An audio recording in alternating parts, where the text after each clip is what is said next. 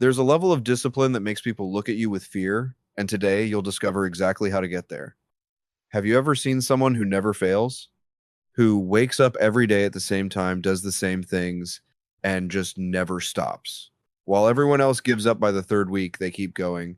While everyone else makes excuses, they show up. And you know what people say about them? Man, that's not normal. There's an ancient system created by Zen monks in Japan that produces exactly this kind of frightening consistency. It's called Guji, the practice that perpetuates itself. Once you understand how it works, you'll never break a goal again. But there's a catch. This system isn't for everyone. It requires you to kill a part of yourself you never knew existed. The story I'm about to tell you happened to a programmer named Rento. He was smart, had a successful career, but he couldn't stick to any habit for more than 2 weeks. Meditation 1 week and that was it. Reading, he'd buy a book, read 3 pages, then forget it in a drawer. The pattern was always the same. Monday, total motivation. Wednesday, first mental negotiation. Friday, complete surrender. Sunday, promises about next week. Rento tried everything: habit tracking apps, rewards, accountability partners. Nothing worked because he was fighting something he couldn't even imagine, the very architecture of his brain, until the day he discovered why Zen monks can meditate for centuries without missing a single day. And no, it's not willpower, it's something much deeper and more powerful. In Zen temples, there's a rule that seems simple but changes everything. Guji, continuous practice without gaps. Since 1200 AD, every single day at 3:30 a.m., a bell rings at Ihai Temple. Every day, the monks wake up not at 3:25, not at 3:35, exactly at 3:30. No monk lies in bed thinking, today I'm going to skip, and the question simply doesn't exist in their minds. They understand something most people don't.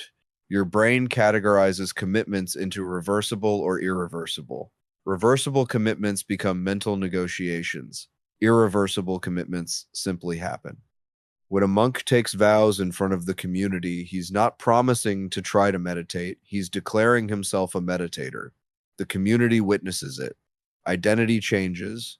Negotiation ends. Rento did the same.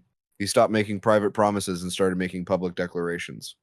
He wrote, I am a person who meditates 20 minutes every day at 5 a.m. for 90 consecutive days. He signed it, posted it on social media, told everyone. His girlfriend said, you're being too dramatic. His coworkers said, man, you're trying too hard. Perfect. Every person he knew became fuel. Every morning he wanted to give up. He thought about having to admit he was just another guy who couldn't deliver. By day 3, the first real test came. The alarm clock went off at 5 a.m. His mind screamed, you're exhausted. This isn't healthy. One day won't make a difference. But the thought of posting that he had failed was unbearable. The public declaration made giving up more painful than continuing. Even with social pressure, Rento still fought biology every day. His body wanted sleep when tired. That's when he discovered the monk's second principle, non-negotiable hours. Every day, you waste mental energy deciding when to do something. Rento chose 5 a.m., not because he loved sunrises, but because the world was asleep. No messages, no emails, no distractions. The time wasn't about optimization, it was about elimination. Eliminating every possible reason to do it later. The first week was hell, normal. By the second week, something changed. He started waking up 2 minutes before the alarm. By day 14, he was moving before his conscious mind even engaged. No thought, no decision, just movement. Then a new challenge appeared. His schedule was fixed, but he kept changing what he did during that time. Some mornings, meditation felt right. Other days, he read, sometimes did push-ups. His brain found a new negotiating point. The fixed schedule solved half the equation, but the mind still argued about what to do. That's where Dogen's teaching on forms became crucial. You must do exactly the same thing every day until the mind completely surrenders. Variety is where consistency dies. Every small decision is a crack where old patterns leak back in. Rento locked everything down. 20 push ups, 10 minutes meditation, 10 minutes reading, same order, same timer, same practice. His friends called him robotic. His girlfriend said he was annoying. Perfect. The annoyance was the point. By the third week, his mind screamed for variety. By the fourth week, something broke, not his discipline, but his resilience. By week 6, he was halfway through push ups before even realizing it. The practice was taking care of itself. Consistency isn't about willpower, it's about repetition until willpower is no longer needed. Your body learns the sequence like a dancer learns choreography. On day 35, Rento caught the flu. On day 40, he traveled for work. This is where old patterns break. Sick day, rest day, travel, perfect practice requires perfect conditions, but perfect conditions do not exist. What saved him was understanding that practice doesn't require perfection, it requires continuity. The all or nothing lie kills consistency. Missing one day doesn't erase progress. A rest day allows harder practice tomorrow. A river may trickle during a drought, but it never stops. The moment it stops, it's no longer a river. The same is true for your practice.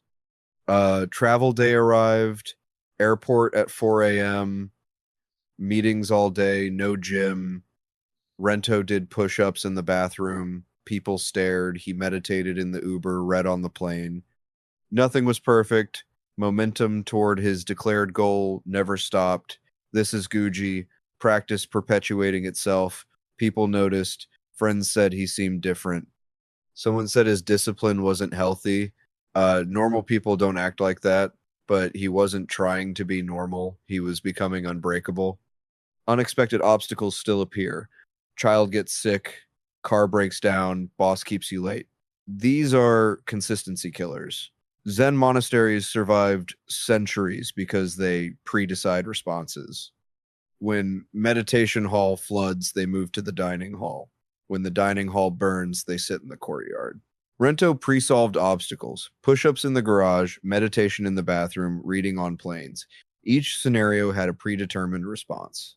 No thinking, no negotiating, just execution. Pre-deciding removes decision fatigue and preserves willpower for execution. By day 70, Rento's practice became automatic.